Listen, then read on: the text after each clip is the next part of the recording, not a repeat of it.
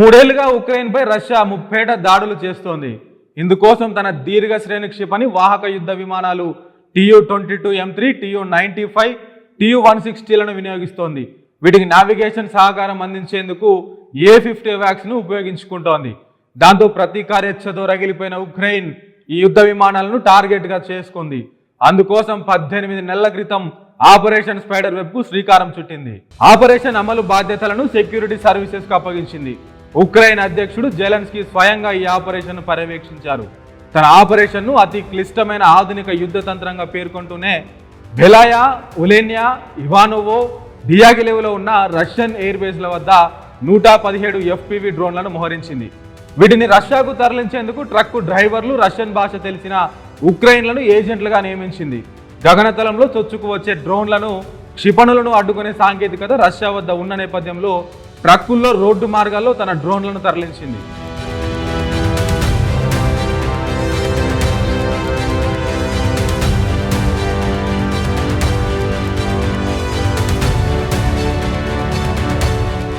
అంతేకాదు, ఈ ఆపరేషన్ కోసం శ్రమించిన చివరి ఏజెంట్ కూడా క్షేమంగా ఉక్రెయిన్ భూభాగంలోకి అడుగుపెట్టాకే ఆదివారం ఉదయం ఆపరేషన్ అమలు చేసి 41 యుద్ధ విమానాలను ధ్వంసం చేసింది.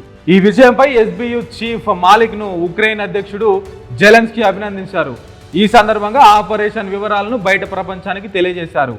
ఇన్నాళ్ళు తమ ఏజెంట్లు రష్యా FSB ప్రధాన కార్యాలయం సమీపంలోనే మకాం వేశారని వెల్లడించారు.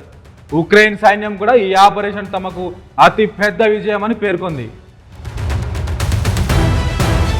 రష్యా వద్ద సుమారు 120 వరకు వాహన బాంబర్లు ఉన్నాయని, వాటిల్లో 34% అంటే 41 విమానాలు ధ్వంసమయ్యాయని తెలిపింది. తమ దాడుల వల్ల రష్యాకు కలిగిన నష్టం సుమారు 59,000 కోట్లుగా ఉంటుందని కూడా అంచనా వేసింది. అటు రష్యా కూడా 4 ఎయిర్ బేస్లపై ఉగ్రవాద దాడులు జరిగాయని ప్రకటించింది.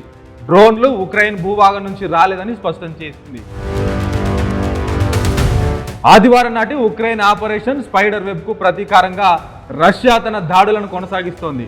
అయితే సరిహద్దుల్లో ముఖాముఖి ఘర్షణల్లో మాత్రం ఆదివారం ఒక్కరోజే 1440 మంది రష్యా సైనికులు చనిపోయారని ఉక్రెయిన్ ప్రకటించింది. దీనిపై రష్యా అధికారికంగా ఎలాంటి ప్రకటన వెలువడలేదు.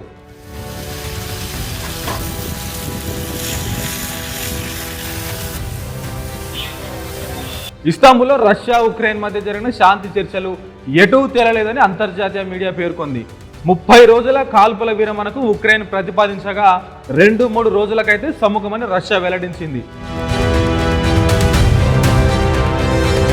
ఈ నెల 20 నుంచి 30 వరకు ఉన్నత స్థాయిలో చర్చలు జరపాలని ఉక్రెయిన్ కోరగా రష్యా ఎలాంటి సమాధానం ఇవ్వలేదు. అదేవిధంగా యుద్ధం ప్రారంభంలో డాన్బాస్, ఖార్కివ్ మరియు పోల్ వంటి ప్రాంతాల నుంచి రష్యా సైన్యం అపహరించిన చిన్నారుల జాబితాను అందజేసిన ఉక్రెయిన్ వారిని బేషరతుగా తిరిగి అప్పగించాలని కోరింది.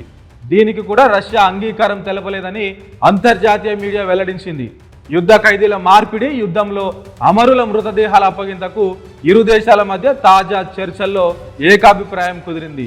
యువ సైనికులను, యుద్ధ ఖైదీలను 1:1 ప్రాతిపదికన 6,000 మందిని అప్పగించుకోవాలని ఇరు దేశాలు అంగీకరించాయి. ఈ విషయాన్ని ఉక్రెయిన్ రక్షణ మంత్రి ఉమెరోవ్ నిర్ధారించారు.